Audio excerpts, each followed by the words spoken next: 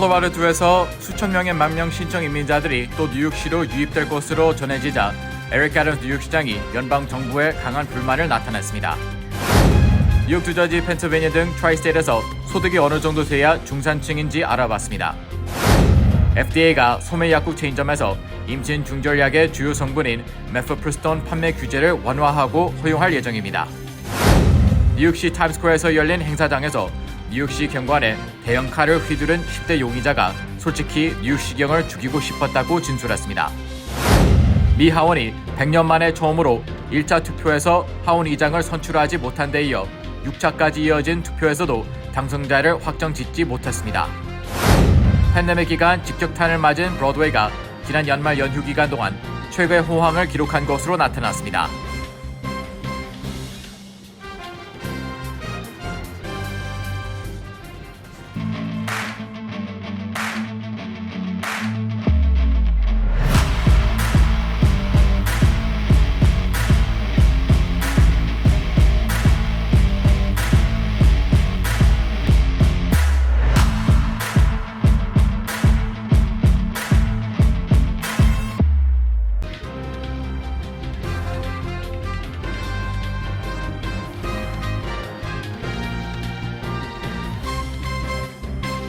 여러분 안녕하십니까?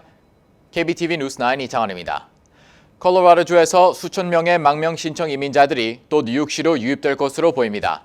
에릭 애덤스 뉴욕시장은 국가가 책임져야 할 문제를 지방정부가 떠맡는 것은 부당한 처사라고 연방정부에 강한 불만을 나타냈습니다. 전자의 기자의 보도입니다. 제러드 폴리스 콜로라도 주지사는 뉴욕을 포함한 주요 도시로 이민자들을 보낼 계획임을 밝혔습니다. 덴버시에 따르면 지난 한 달 동안 약 3,500명 이상의 망명 신청자들이 텍사스주에서 덴버로 유입됐으며 밀려드는 이민자를 채 수용하지 못해 비상사태를 선포한 상태입니다. 폴리스 주지사는 덴버로 들어온 약 70%의 망명자를 타 지역으로 이동시켜야만 하는 상황이며 이들 이주 비용을 위해 총 500만 달러의 예산을 지출했다며 약 1주에서 2주 사이에 뉴욕 등으로 이민자들이 도착할 것이라고 밝혔습니다. 에릭 애덤스 시장은 콜로라도 주지사가 망명 신청 이민자들을 뉴욕과 시카고 등으로 보낼 것이라는 통보를 했다는 보고를 받았다며 망명 신청자의 끊임없는 유입을 해결하는 것은 국가의 책무인데 이를 뉴욕시와 같은 지방자치단체가 떠맡는 현 상황이 부당하다고 불만을 토로했습니다.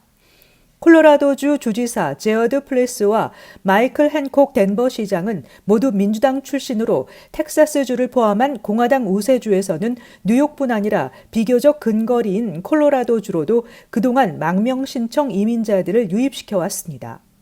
연방국토안보부는 지난 24일 허가 없이 입국을 시도하는 망명 신청자들은 타이틀 42 정책에 따라 추방할 것이라고 경고하고 나섰지만 텍사스주 국경 도시인 엘파소에는 여전히 하루 1,500명에서 1,600명의 이주민들이 도착하고 있습니다.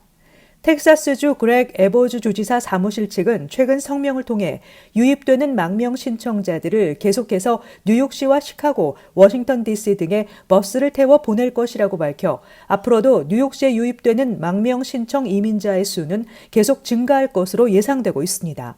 KBTV 뉴스 전상입니다. 뉴욕 주저지 펜실베니아 트라이스테이트에서 살면서 소득이 어느 정도 돼야 중산층일까요? 뉴욕주에서는 5만 6천 달러에서 16만 9천 달러 사이의 연소득을 기록하는 주민들이 중산층인 것으로 분류되는 것으로 나타났습니다. 김은지 기자가 보도합니다. 최근 물가가 고공행진을 이어가면서 서민들의 삶이 팍팍해졌습니다. 뉴욕, 뉴저지, 펜실베니아 등 트라이스테이트 지역에서 중산층으로 살기 위해서는 연소득이 5만 6천 달러에서 최대 16만 9천 달러인 것으로 조사됐습니다. 퓨어 리서치 센터가 분석한 결과 미전역 중산층의 평균 연소득은 4만 7천 달러에서 14만 1천 달러인 것으로 조사됐으며 이는 전체 성인의 약 50%에 달하는 것으로 조사됐습니다. 캘리포니아의 중산층이 5만 5천 달러에서 16만 5천 달러의 연소득을 기록했으며 플로리다주가 연 4만 2천 달러에서 12만 6천 달러가 중산층인 것으로 분류됐습니다. 다만 고소득층의 평균 연수입과 중산층의 연소득 격차는 점차 뚜렷하게 벌어지고 있는 추세입니다. 지난 1970년 고소득자 평균 연소득과 중산층의 연소득 차이는 6배였지만 2020년에는 7배로 벌어졌습니다. 인종별로는 흑인과 히스패닉의 약 40%가 저소득층인 반면 아시아계 성인의 22%, 백인 성인의 24%가 저소득층으로 분류됐습니다. 월스트리트 저널은 자동차 가격과 가스 가격 등 중산층 구매 품목이 크게 상승해 인플레이션으로 인한 피해를 중산층이 가장 많이 봤다고 분석했습니다. KBTV 뉴스 김은지입니다. 식품의약국 FDA가 소매 약국들에서 임신 중절약의 판매를 허용할 예정입니다. FDA는 임신 중절약의 주요 성분 가운데 하나인 머프프리스톤 판매 관련 규제를 완화한다고 발표했습니다. 전자 기자입니다. FDA가 미페프리스톤을 제조 유통하는 제약사 젠바이오프로와 덴코 레보라토리스의 규제 완화 신청을 받아들인 데 따라 앞으로는 미국의 일반 소매 약국에서도 미페프리스톤 성분의 임신 중절약을 판매할 수 있게 됐습니다. 기존에는 병원과 일부 통신 판매 약국에서만 처방전을 받아 미페프리스톤을 판매했었습니다. 다만 앞으로 소매 약국에서 미페프리스톤 성분의 임신 중절약을 사는 경우에도 의사의 처방전은 필요합니다. 미페프리스톤은 먹는 낙태약을 구성하는 두 가지 약물 가운데 하나입니다. 임신 유지에 필요한 호르몬 작용을 차단해 유산을 유도하며 임신 초기인 10주 이내에 복용해야 합니다. 다른 약물은 자궁 수축을 유도하는 미소프로스톨로, 이 약은 위궤양 등 다른 질환의 치료제로도 쓰여 약국에서 판매하고 있습니다. 지난해 6월 여성의 낙태권을 보장했던 판례인 로데 웨이드 판결을 대법원이 폐기한 뒤 임신 중절약을 둘러싼 논쟁이 거세지고 있습니다. 한편 대형 소매약국 체인의 경우 주마다 다른 판매 정책을 적용해야 하기 때문에 FDA의 이 같은 조치에도 불구하고 먹는 임신 중절약을 판매하는 약국이 늘어날지 미지수입니다. 또 행정 절차에 필요한 시간과 비용, 관련 인력의 고용 등도 약국들이 판매를 꺼리는 요인이 될 것으로 보입니다. 원래 이 약을 구입하려는 환자들은 실제로 의사를 만나 처방전을 받아야 했지만 공중보건 비상사태 동안 이 제한이 일시적으로 풀렸었으며 FDA의 결정으로 이 제한은 영구적으로 폐지된 것입니다. 지난해 7월 미 연방 대법원이 낙태권을 폐기하는 판결을 한 후 조 바이든 대통령은 낙태권 보장을 위해 공중보건 비상사태를 선포했습니다. KBTV 뉴스 전상입니다. 뉴욕시 타임스퀘어 새해맞이 행사장에서 대형 칼을 휘두려 3명의 뉴욕시경을 공격한 10대 용의자가 제복을 입고 있던 뉴욕시경을 죽이고 싶었다고 진술한 것으로 밝혀졌습니다. 현재 그는 살인미수, 폭행미수 혐의로 기소된 상태입니다. 보도에 김은지 기자입니다. 맨해튼에서 뉴욕시경 3명을 상대로 살해 협박을 한 19세 트레보 빅포드가 고소됐습니다.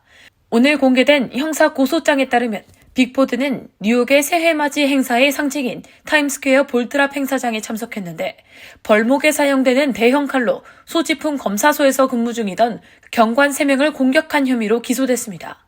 메인 출신의 빅포드는 경관을 공격한 혐의로 2건의 살인미수와 폭행미수로 기소됐습니다.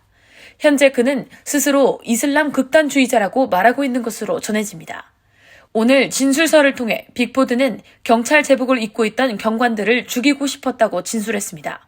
빅포드가 처음으로 달려든 경관은 공격을 피했지만 다른 경관 한 명은 두개골 골절과 함께 큰 자상을 입었고 다른 경관 한 명도 머리 쪽에 상처를 입었습니다. 빅포드는 현재 맨해튼 지방판사에 의해 도주 위험이 있다며 보석 없이 구금 명령을 받았습니다. 빅포드는 뉴욕시경을 공격하기 위해 경관이 민간인과 떨어져 홀로 있는 시기를 의도적으로 노렸다고 진술했습니다. 에릭 애덤스 뉴욕시장은 기자회견을 통해 3명의 뉴욕시경은 응급상황 훈련을 받은 대로 잘 대처했다고 말했습니다. 이어 뉴욕시경의 대처로 더 큰 화를 막을 수 있었다고 평가했습니다. 빅포드 측 변호사는 10대에 불과한 빅포드는 한 번도 형사처벌을 받아본 전과가 없으며 거의 4일간 뉴욕시경 구치소에 구금됐고 벨뷰 병원에서 기소됐다며 성급한 결론과 판단을 자제해 줄 것과 가족들의 사생활 보호를 지켜줄 것을 당부했습니다. KBTV 뉴스 김은지입니다. 미 하원이 100년 만에 처음으로 1차 투표에서 하원 의장을 선출하지 못했고 오늘 현재 6차까지 이어진 투표에서도 당선자가 나오지 않고 있습니다. 하원 의장을 노리고 있는 케빈 맥카티 공화당 원내대표가 체면을 구기게 됐습니다. 보도에 전장 기자입니다. 미 하원이 제118대 의회 개원일 전체 회의를 열고 하원 의장을 선출하기 위한 투표를 진행한 가운데 다수당인 공화당에서 반란표가 나와 재투표에서도 결과를 내지 못했습니다. 투표에서 공화당은 케빈 메카시 원내대표를, 민주당은 하킴 제프리스 원내대표를 각각 후보로 추천했습니다. 메카시 원내대표는 1차와 2차에는 민주당이 추천한 하킴 제프리스 원내대표에게 뒤졌습니다. 공화당 강경파 19명은 1차에는 앤디 빅스 등 메카시 원내대표가 아닌 후보에게 투표했고 2차에는 짐 조던 의원에게 표를 던졌습니다. 메카시 원내대표는 투표 중간 강경파들을 설득하기 위한 물밑 접촉에 나섰지만 3차 투표에서 오히려 한 표가 더 이탈한 202표를 얻는 데 머물렀으며 조던 의원은 20표를 얻었습니다. 공화당이 지난해 11월 중간선거에서 다수당을 탈환한 데 따라 공화당이 결집하면 수월하게 하원 의장을 배출할 수 있었는데 공화당에서 19명이 이탈하면서 메카시 원내대표는 제프리스 원내대표보다도 9표나 덜 받는 굴욕을 겪어야 했습니다. 공화당 반란표가 5명만 돼도 부결되는데 이탈자가 예상보다 더 많았던 것입니다. 미국 하원 의장은 투표자의 과반 지지로 당선됩니다. 지난 회기 민주당 낸시 펠로시 하원의장의 경우 216표로 선출됐습니다. 공화당 강경파들은 하원의장 선거에 앞서 메카시 원내대표에게 하원의장 해임 결의안 투표를 허용하는 규칙 등을 만들 것을 요구했었습니다. 이는 앞으로 공화당 소속 하원의장이 조 바이든 행정부와 강경하게 싸우지 않을 경우 해임 결의안을 토대로 견제를 시도하겠다는 의도가 깔려 있는 것입니다. 한편 미 하원의장 선거 1차 투표가 부결된 것은 1923년 이후 100년 만입니다. 2번 이상 투표한 것은 미 하원 역사상 14번에 불과합니다. 이 중 13번은 남북전쟁 이전이었습니다. 역사상 가장 투표를 많이 했던 것은 1856년으로 너세니엘 뱅크스 하원의장 선출 전 2개월에 걸쳐 133차례 투표를 실시한 바 있습니다. KBTV 뉴스 전상입니다. 지난 크리스마스와 새해 연휴 뉴욕시 브로드웨이 극장가는 팬데믹 사태 이후 최고의 수익을 올린 것으로 집계됐습니다. 자세한 소식 김은지 기자가 보도합니다. 브로드웨이가 2019년 이후 최고의 수익을 올린 것으로 집계됐습니다. 지난 크리스마스 연휴 주간 브로드웨이 쇼 수익은 5,190만 달러를 기록하며 팬데믹 사태 이후 최고의 한 주를 기록했습니다. 라이온킹은 주간 공연 기준 가장 높은 수익을 올린 것으로 집계됐습니다. 코로나19 팬데믹 기간 동안 가장 큰 타격을 받았던 업종이 요식업과 문화산업이었습니다. 음식점과 공연 문화가 경제의 큰 부분을 차지했던 뉴욕시는 그야말로 경제적 직격탄을 맞았습니다. 긴 불황을 딛고 회복을 위해 고군분투하고 있는 브로드웨이는 덕분에 희망찬 새해를 맞이하고 있습니다. 오늘 뉴욕타임스는 지난 연말 진행된 브로드웨이 33개 공연의 수익은 한 주간 5,190만 달러를 기록했으며 2019년 이후 최고 수익을 기록했다고 전했습니다. 공연 25주년을 맞이한 라이온킹은 430만 달러의 주간 수익을 기록하며 브로드웨이 공연 역사상 가장 큰 수익을 기록했습니다. 지난주 100만 달러 이상의 수익을 올린 공연은 무려 21개에 달하며 크리스마스 연휴와 새해가 모두 일요일이었던 이유로 전 세계 각지에서 연휴와 주말을 맞아 뉴욕시로 몰려든 관광객 인파에 힘입어 공연 시장은 그야말로 오랜만에 호황을 누렸습니다. 브로드웨이 공연 좌석의 평균 가격은 4주 전 128달러였지만 연말 연휴 시즌에는 평균 166달러로 약 40달러가 올랐습니다. 그럼에도 불구하고 공연 매진을 이어가며 수익으로 이어졌다는 평가입니다. 라이언킹과 해밀턴, 시카고, 해리포터 등이 큰 인기몰이에 나섰으며 시카고는 26년 역사상 가장 높은 수익을 올렸습니다. 2023년 뉴욕 브로드웨이 극장가의 흥행이 더욱 기대되고 있습니다. KBTV 뉴스 김은지입니다. 퓨 리서치 센터가 분석한 결과 평균 중산층의 연소득은 47,189달러에서 14만 1,568달러인 것으로 조사됐습니다. 미 전체 성인의 50%에 해당하는 비율이 중산층에 속하는 것으로 나타났습니다. 캘리포니아주에서는 뉴욕보다 약간 낮은 5만 5천 달러에서 16만 5천 달러의 연소득을 보일 경우 중산층으로 분류됐습니다. 중산층에 속하는 인구 비율은 지난 20년 동안 꾸준한 감소세를 보이고 있는데 이는 고소득자와 저소득층 비율이 각각 증가한 원인으로 분석됩니다. 흑인과 히스패닉계 성인의 약 40%가 저소득층으로 분류됐으며 반면 아시아계 성인의 22%, 백인 성인의 24%가 저소득층으로 분류됐습니다. 뉴욕시 자전거 공유 시스템 시티바이크를 소유 운영하고 있는 립트는 오는 5일과 29일 두 차례 걸쳐 각 서비스별 요금을 차등 인상한다고 발표했습니다. 시티바이크는 지난 2022년 1월에 1년 회원 요금을 179달러에서 185달러로 요금 인상을 단행한 바 있으며 이번에는 현재 185달러에서 205달러로 11%를 인상합니다. 또 1회 사용요금은 현재 3달러 99센트에서 4달러 49센트로 오르고 1일 무제한 사용요금은 15달러에서 19달러로 인상됩니다.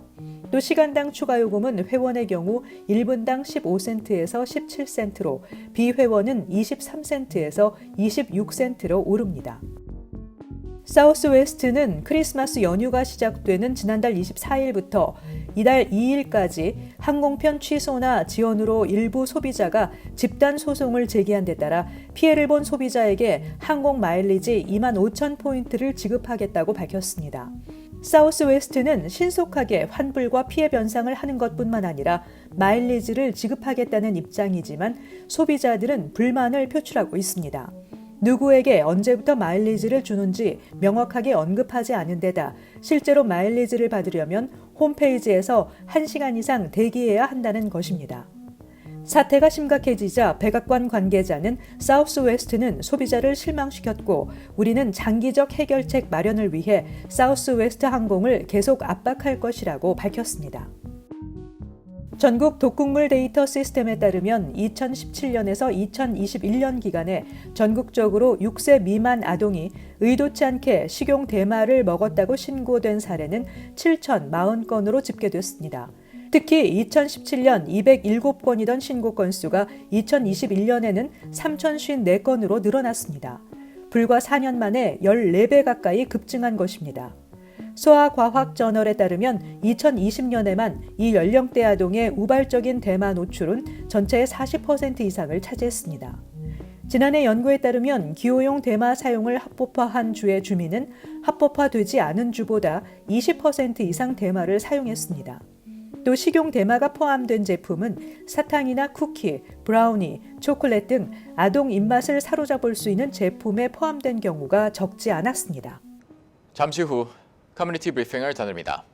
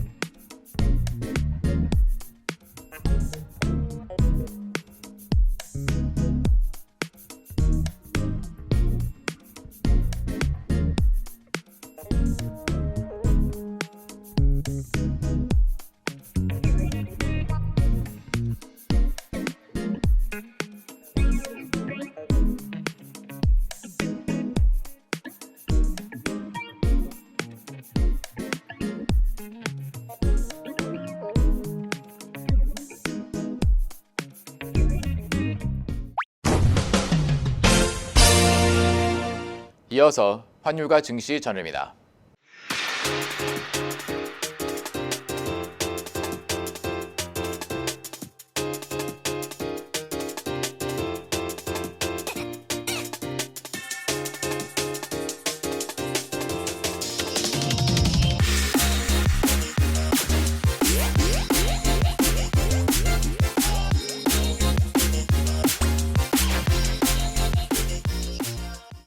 잠시 후 뉴욕과 뉴저지 날씨 전해드립니다.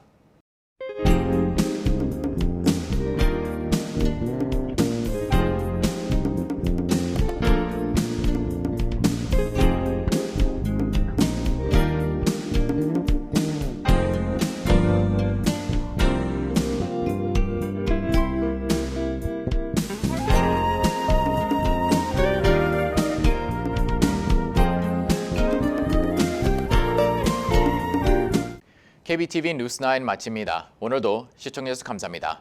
편안한 밤 보내시 바랍니다.